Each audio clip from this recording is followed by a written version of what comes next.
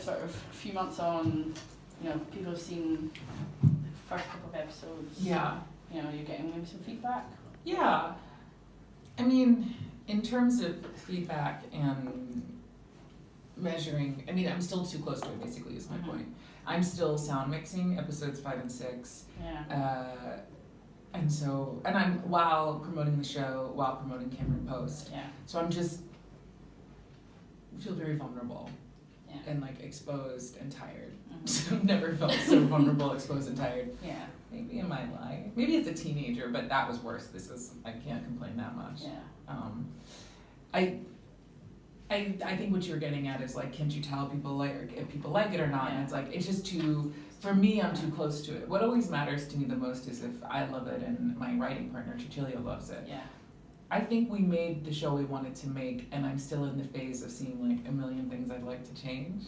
But when I look at it, and I've watched episodes 1 and 2, and recently 3 with an audience. I'll never see the rest with an audience, which breaks my heart. That's the sadness of working in television. But is that something you enjoy then, watching how people are reacting to it? Because for me, I think I wouldn't hate anything more than seeing people. Watch something I created in front of me. It makes me want to die. No, because you see it in a whole new way, and there are times where it makes you want to die. I've sat through awful screenings of appropriate behavior where you could just feel in the air. You can always feel it. It's such a weird little beast, being in the audience. You can always tell. So we screened it at the BFI with an open audience of the public, and it was incredible. It was I saw nuances I'd never seen before. I saw plot things that were hidden through the cut. And I've watched it a million times because I was in the editing room. Yeah. And I saw a whole new show. And everyone was in the palm of our hands. It was lovely. It was just so much more electric than I ever could have anticipated. And then when we watched it, we did a cast and crew screening a couple of days ago. And I remember, I could feel everyone's critical eye. And I could feel they loved it, but that they were looking for their own work. And you could just feel in the room that everybody had a magnifying glass being did I fuck up? Did I fuck up? Yeah. And you could feel, you always can sense an audience. And it's a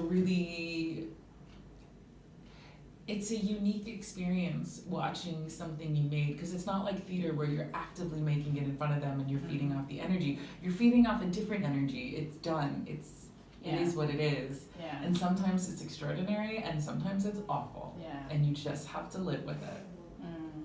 And because you're acting, you're writing, you're directing, you're watching it with all these different hats as well. Is there, is the director in you being oh God, and the writer in you saying, oh, No, the writer in me is quite pleased. But that's the thing. I wrote it first, so I have the most distance from it as a writer. Yeah. Those things were put down, those pens were put down before we got onto the set. So I feel very, very pleased with the writing of it. The director in me is still in process. I'm still sound mixing, so the director in me is fuck, I could have done that differently. And it would have been kind of smart if we had made that change or moved that scene. So yeah, the director in me is still, but I felt the same way when I was mixing sound on Cameron Post.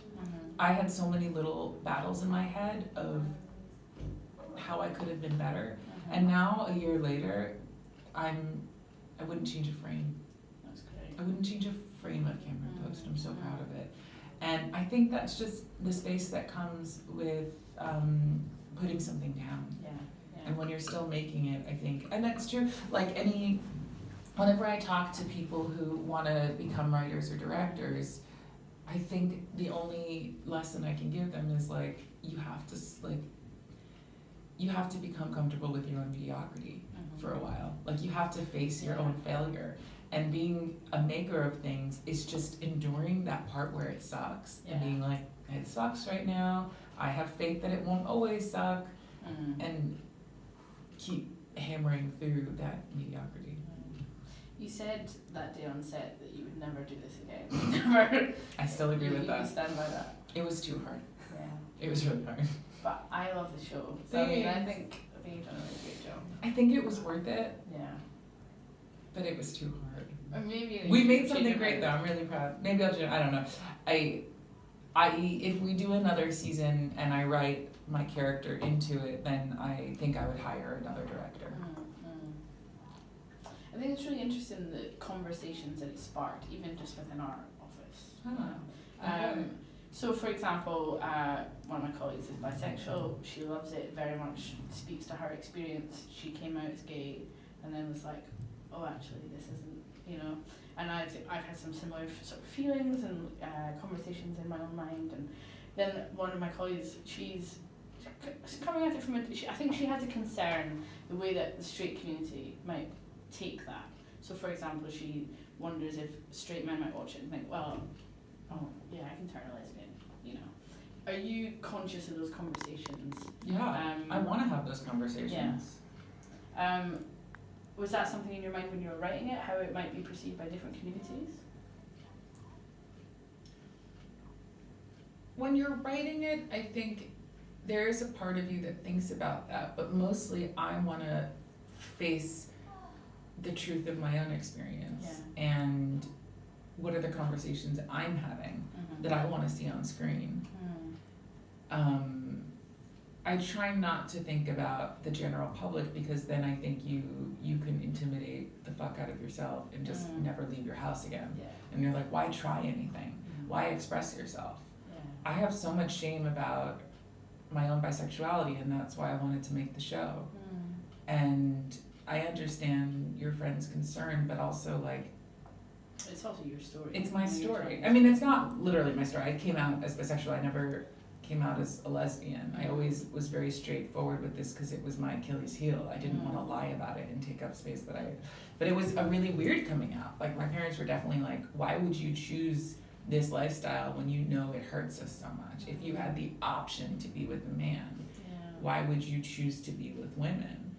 And that was a really complicated conversation to have because they were like, okay, if you had no choice, then okay, we'd have to change. But also, we've come full circle, and I no regrets, and family's supportive now.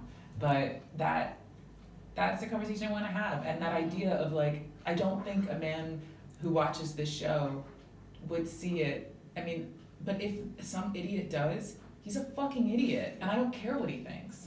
Like, that's not the message I'm sending, and if he's picking that message up, he'd pick up some bullshit rapey message off anything. Yeah. So that doesn't worry me. Yeah. Good.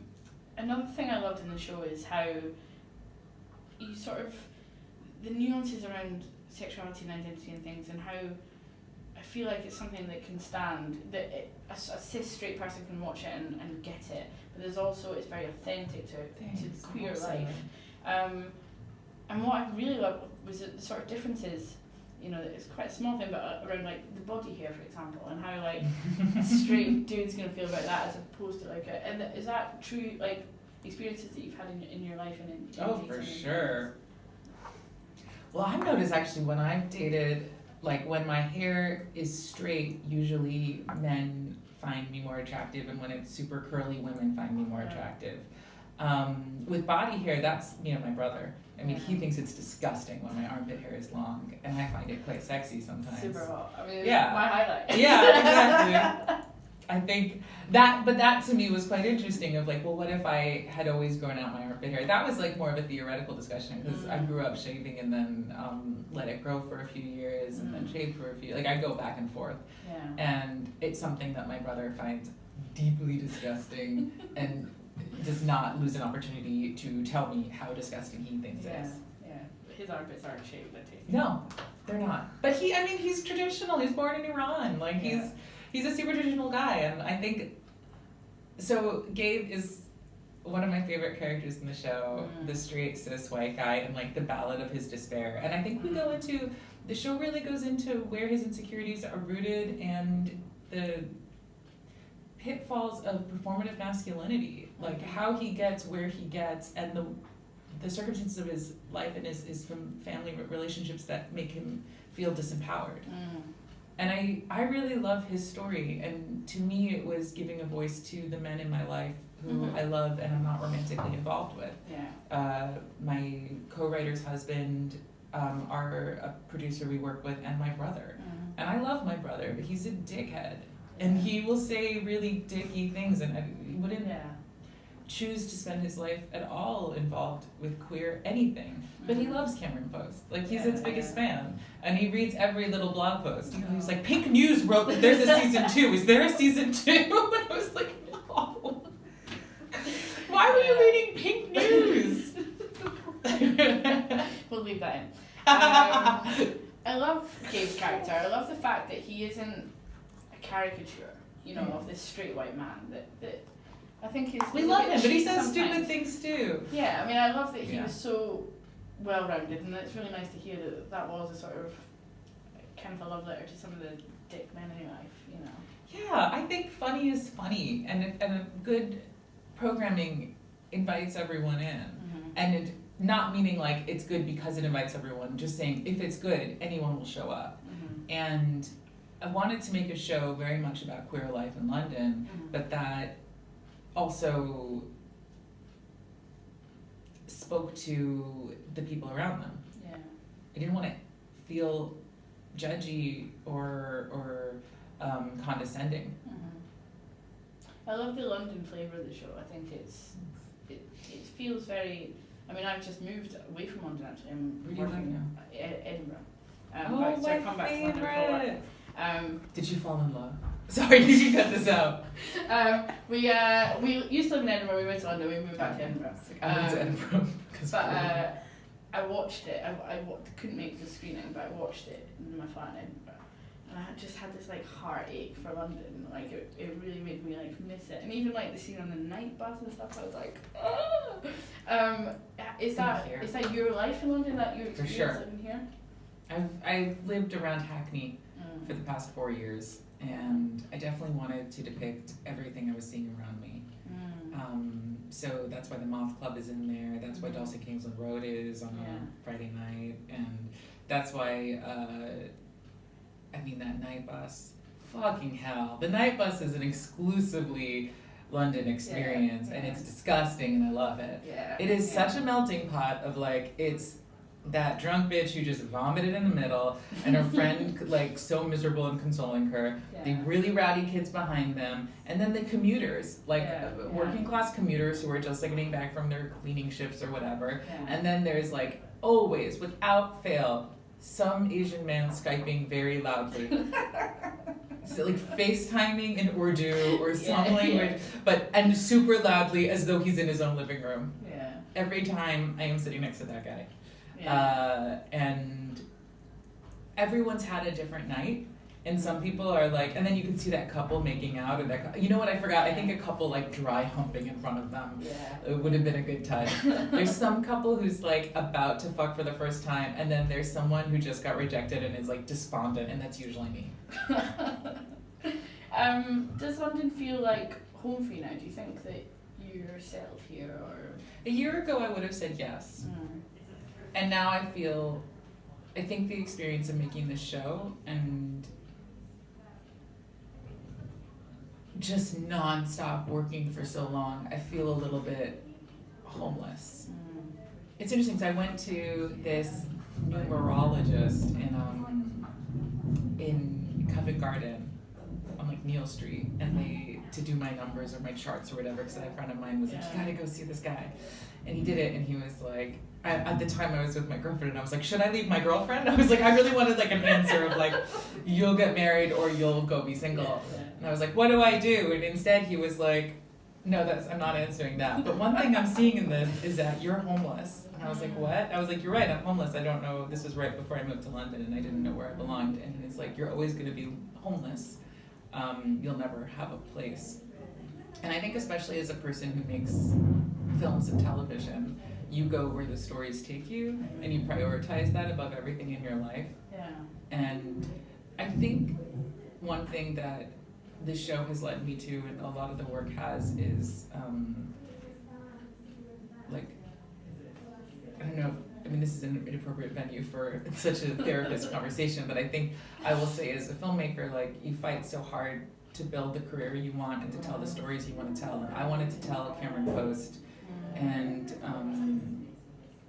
the Bisexual for the past 4 years, Sins of Perfect Behavior. I've been like, okay, I just really want to tell these two stories. And that's how London became my home, is because those are the places that's where my writing partner lives, and that's where the funding came for the show. And suddenly this became home, and those stories became my goal. And now that I'm finishing those stories, I'm kind of like, oh, what's my life next? And I would have said London was my home, and I deeply, deeply, deeply love it here.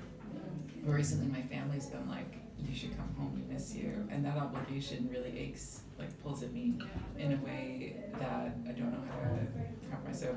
It's a very personal answer to a very simple question. No, not at all. The sort of London Sorry, flavour. there's such a loud meeting going on. Your video's fucked. It's fine. All the good stuff is at the top. Okay. The London flavour of the show, I really also enjoyed how you had different. You had Irish people in there, and you have yourself. And it's a really diverse city. Character is Northern. It really does reflect that diversity. Was that something you were thinking of in the casting? When you were. I think it was in the back of our heads, but also those were the right people for the parts. So we were really lucky that this incredible group of people came together. I will say that I have the best casting director in the world. Her name is Kelly Hendry Valentine. Yeah, she's a lesbian. She's amazing. She's Scottish as well. So. Scottish. Yeah. I mean, she's amazing, and she brought to me, we just wanted new faces for everything. We wanted the unusual, what you wouldn't expect to see on television, and we didn't want to make a joke of anyone. And it turns out I have a real penchant for Irish actors. I didn't realize it, but then like half our cast was Irish, and we were like, okay, let's just go with it. But I mean, and it's in the writing too, like Dennis is Turkish. And we always knew we wanted the office to feel really diverse. Like, it's just, in this city, everyone's from another place. It's a mecca. Everyone came from elsewhere. It's the most, and growing up in New York even, I find London to be far more diverse. It's the most diverse place I've ever lived. How do you think the show sits within the lineage of queer, lesbian? I don't know. That's not my business. I just feel like you make what you make and you hope it does well. You hope it speaks to people. You hope that it matters to someone who's not you. And then in terms of like the history of queer cinema, I'll leave that to the people who talk about that. But when I think about that shit, I get like anxiety. Yeah. I think it holds its own, and not even holds its own. I think it will be a classic. I think it'll be something that we'll all, be talking about. So. But also, if it's not, like, I don't want to die with shame because it's not. Like, I think when you hold expectations like that, you fuck yourself over. And if it's not, it made me happy, and it was what I wanted to say, and that's the hard thing when you work in this medium, because it touches so many lives. So everyone's very self-aware of, like, well, what's the position this is going to be? How is this going to touch the world? And I'm trying really hard not to think about that. You talked earlier about the shame around your own bisexuality. Do you feel like this has been cathartic? Has it been sort of helped you to have some of those conversations with yourself? Yeah, for sure. I made it because I hated hearing that word about myself, even though I knew it was true. And it's been the word I use most often now for the past few years because of the process of making this. And I think it was about working through that. I think it was just like immersion therapy, I think they call it. Like when something makes you uncomfortable and you just have to like do it. That's what it's been like. So I feel a little more visible, a little less ashamed. But before, it's just the weird thing about bisexuality is like you're living the lifestyle of the partner you have at that time. So if you're with a same-sex partner, you're a lesbian, and if you're with an opposite-sex partner, you're straight. And that's your lifestyle. That's the way the friends you keep, or the way that people look at you when you're walking down the street, the way people treat you, the clubs you're more comfortable in. Everything, or that they're more comfortable with you in. Like, bisexual girls are going to be comfortable. I don't know, maybe, but unless her boyfriend's like super queer and in with all the queers, to be going to like Sink the Pink with her opposite sex partner. Like and also that's a space for gay people, and that's what's uncomfortable is like queer women only spaces are sacred, and saying that you're not 100% a part of the group is painful. And that's what I wanted to talk about. Like, it makes sense. I understand why there's a difference. And I understand why certain lesbians wouldn't want men around. There should be spaces that are exclusively female. It's just one of those hard, shitty things where it's like, we're different. There's a difference between you're still queer, but there's a difference between the lifestyle of being bisexual versus being a lesbian. And as a bisexual woman, you have to navigate that. I suppose it's getting to a point where you can celebrate that difference. Sure. And actually no one is being punished or in pain because of that. And I think what the show does really well is shine a light on some of those uncomfortable truths within our community, and that biphobia is a horrible thing. Well, you lose some of your identity when you're with an opposite sex partner. Especially when you build yourself in the queer community, you're not totally part of it anymore, and that has to be okay with you. Yeah. What do you think it says about the show says about sexuality in 2018? I mean, is there a message there about how? I don't know. I mean, I think everyone's in different places. Like, there's the Gabe's dating a girl who's 22. And grew up with the internet and is in a completely different place and identifies as queer, but has only been with men and is like a very different kind of queer to me. Yeah. And my character has biases against her, but I think everyone's in a different place. That's what I'm noticing right now. Is like it's not as binary, but there's the world having grown up with the internet and Ellen and the rainbow flag everywhere, and then there's the world that didn't and is still adjusting to the new visibility. That there's so many different experiences out there right now, whereas before it was just gay and straight and that's it. Yeah. It's really different. So the show's on Channel 4. It's on Hulu as well, right? So it'll show in the US on Hulu. Yeah. How do you think audiences there will perceive it? I don't know. I hope well. It's very London, Yeah. But I guess, I hope that's the it's thing. very New York. So. Yeah. I hope they like it. I hope they understand the accents. I think everyone was nervous. I think the executives at Hulu are really nervous about the Irish accents. Yeah. Being hard to understand. When I had a forum with Brian, sort of like, that's going to be a different one to translate, but... Yeah.